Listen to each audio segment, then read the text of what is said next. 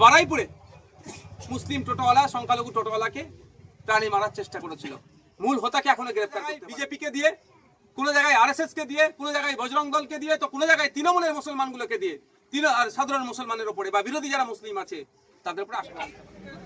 কাছে এখানে একটা আউটপোস্ট আছে, তারপরেও যে যারা মহিলাদের উপর আক্রমণ করলো, বৃদ্ধকেও ছাড়লো না, বৃদ্ধ মহিলাটির ভয়ঙ্কর অবস্থা, একজন হসপিটালাইজ ছিল।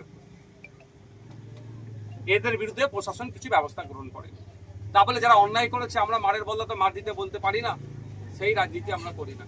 আমরা আইনের দ্বারস্থ হয়েছি, আমরা কোর্টে গিয়েছি, সব ডকুমেন্টস, মেডিকেল ইনজুরি রিপোর্ট সহ আমরা জমা করেছি। বারবার এই আক্রমণ আমরা মেনে নেব না। আমরা আশা করব কোর্টের মাধ্যমে যারা সমাজবিরোধী, যারা দুষ্কৃতী, তাদেরকে আমরা টাইট দেবো। আর তারা যদি মনে করে শওকত মোল্লার হাত মাথায় আছে, এটুকু বলে রাখি, শওকত মোল্লা আগামী দিনে কোথায় লুকোবে সেই জায়গায় সে এখন থেকে খুঁজছে। এরকম তাদের বলে যাচ্ছি, শওকত মোল্লা কোথায় লুকোবে তার জায়গা এখন থেকে খুঁজছে। কোন দল সে করবে আগামী দিনে 2026-এর পরে সে এখন থেকে ঠিক করছে, কারণ তার দল বদলানো অভ্যাস আছে। 2011 সালের পালা বদলের পরে সেও তার গায়ের জার্সি বদলে দিয়েছিল। আর যারা শওকত মোল্লার কথা শুনে এই ধরনের হামলা করছেন তাদের উদ্দেশ্যে বলছি, শুধরে যান, না হলে আইনের মাধ্যমে এমন টাইট দেব কেউ আপনাকে কিন্তু তখন রক্ষা করতে পারবে না। এটুকু মাথায় রাখবেন, এটুকু মাথায় রাখবেন। যারা হামলা করেছে তাদের থেকে বড় নেতা কিন্তু আরাবুল ইসলাম ছিল। আমাদেরই পেনের খোঁচাতে সর্বপ্রথম অ্যারেস্ট হয়েছিল, সেটাকে মাথায় রাখবেন কিন্তু আপনারা। ভাইজান, আইন কি শুধু বিরোধীদের জন্য? আইএসএফ পড়লে জেল কাটতে হচ্ছে, মার খেতে হচ্ছে, কোন থেকে? এটা আইনের শাসন চলছে না, শাসকের আইন চলছে বলে এটা হচ্ছে। এটার থেকে তো পরিত্রাণ পেতে চাইছি। আজকে এখানে সংখ্যালঘু পরিবারকে এসে মেরে ফাটিয়ে দিয়ে চলে যাচ্ছে, মহিলা পুরুষ নির্বিশেষে আক্রান্ত হচ্ছে। উত্তরপ্রদেশে এই ঘটনাটা ঘটলে, যদি উত্তরপ্রদেশে এটা বিজেপি করতো, আজকে পশ্চিমবাংলার বুদ্ধিজীবীরা অনেক কিছু বলতো সংখ্যালঘু মুসলমানদের উপর আক্রমণ হচ্ছে। উত্তরপ্রদেশে সংখ্যালঘু মুসলমানদের উপর আক্রমণ হয়, আক্রমণকারী দলটা হচ্ছে বিজেপি, তাদের ধর্মীয় পরিচয়টা মুসলমান নয় তারা। আর পশ্চিমবাংলায় সংখ্যালঘু মুসলমানদের উপর আক্রমণ হয়, আক্রমণকারী দলটার নাম হচ্ছে তৃণমূল, আর যারা আক্রমণ করছে তাদের ধর্মীয় পরিচয়টা হচ্ছে মুসলমান। তাহলে উত্তরপ্রদেশ আর পশ্চিমবাংলার মধ্যে পার্থক্য আমরা কিছুই দেখতে পাচ্ছি না, আরো ভয়ঙ্কর অবস্থা। এখানে মুসলমানকে দিয়ে মুসলমানকে আক্রান্ত করছে। আমাদের ভাঙড়ি রেজ্জাক খাঁ, তার রাজনৈতিক পরিচয় আলাদা হতে পারে, তাকে খুন করলো কে? শওকত ঘনিষ্ঠরা। খুন হলো কে? শওকত ঘনিষ্ঠ। তাহলে উত্তরপ্রদেশের থেকেও আমরা ভোট দিলাম 2021 সালে অনেকে, যে তৃণমূলকে ভোট দিয়ে ক্ষমতায় আনো, কারণ উত্তরপ্রদেশের মতো অবস্থা না পশ্চিমবঙ্গের হয়ে যায়।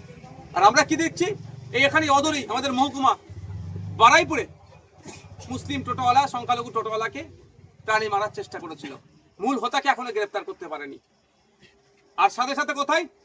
আপনার দুর্গাপুরে বৈধ কাগজপত্র থাকার পরেও গোরক্ষক বাহিনীরা, বিজেপির নেতারা, বিজেপি যুবনেতা একজন, সে প্রাণী মারার চেষ্টা করেছিল, সেখানেও মূল অপরাধীকে ধরতে পারেনি। তাহলে এখানে উত্তরপ্রদেশ, মধ্যপ্রদেশ, অসমে, গুজরাটে যেটা হয়, মহারাষ্ট্রে যেটা হয়, বিজেপি পরিচালিত রাজ্যগুলোতে, পশ্চিমবাংলায় আজকে সেই দিন দেখতে পাচ্ছি। পশ্চিমবাংলাতে আরএসএস এর কথাতে তৃণমূল কংগ্রেস রাজ্যটাকে চালাচ্ছে, আর বিভিন্ন জায়গাতে মুসলমানদের উপর অত্যাচার সংঘটিত করছে। কোনো জায়গায় বিজেপিকে দিয়ে, কোনো জায়গায় আরএসএস কে দিয়ে, কোনো জায়গায় বজরং দলকে দিয়ে, তো কোনো জায়গায় তৃণমূলের মুসলমানগুলোকে দিয়ে, আর সাধারণ মুসলমানের উপরে বা বিরোধী যারা মুসলিম আছে তাদের উপরে আক্রমণ চালাচ্ছে। এটা বন্ধ করতে হবে। এটা বন্ধ করতে গেলে মানুষকে জোটবদ্ধ হতে হবে, ঐক্যবদ্ধ হতে হবে। পুলিশ প্রশাসন তখনই কাজ করবে যখন সমস্ত জনগণ ঐক্যবদ্ধ হবে। তবে পশ্চিমবাংলার জনগণের সজাগ হয়েছে যে কিভাবে বিজেপির ভয় দেখিয়ে 2021 সালে ভোট নিয়ে একের পর এক দীঘাতে রাম মন্দির, আপনার জগন্নাথ ধাম উদ্বোধন করছে, সেখানে দিলীপ ঘোষ হাজির হয়ে যাচ্ছে। দিলীপ ঘোষের বিয়েতে ফুল মিষ্টি শাড়ি পাঠিয়ে দিচ্ছে, শুভেচ্ছা বার্তা পাঠাচ্ছে মমতা ব্যানার্জি। আর যে দিলীপ ঘোষ মুসলমানদেরকে দেশ থেকে তাড়াবার জন্য নিধান দিচ্ছে। আমরা বুঝতে পারছি যে বিজেপির সাথে কিভাবে মিলে তৃণমূল রাজ্যটাকে চালাচ্ছে। তো বকলমে এটা আরএসএস আর বিজেপি যেন রাজ্যটাকে চালাচ্ছে, এটা আমাদের বুঝতে অসুবিধা হচ্ছে না। তাই বাংলার জনগণ, ধর্মনিরপেক্ষ মানুষ আর মুসলিম সম্প্রদায়ের মানুষেরা বুঝতে পারছে যে এই রাজ্যটাকে কোন রসতলের দিকে নিয়ে যাচ্ছে। শিক্ষা প্রতিষ্ঠান বন্ধ হয়ে যাচ্ছে, শিক্ষা প্রতিষ্ঠানের টিচার নাই, পরিকাঠামো ধ্বংস হয়ে যাচ্ছে, হসপিটালে ঔষধ নাই, রাস্তাঘাটের অবস্থা শোচনীয়।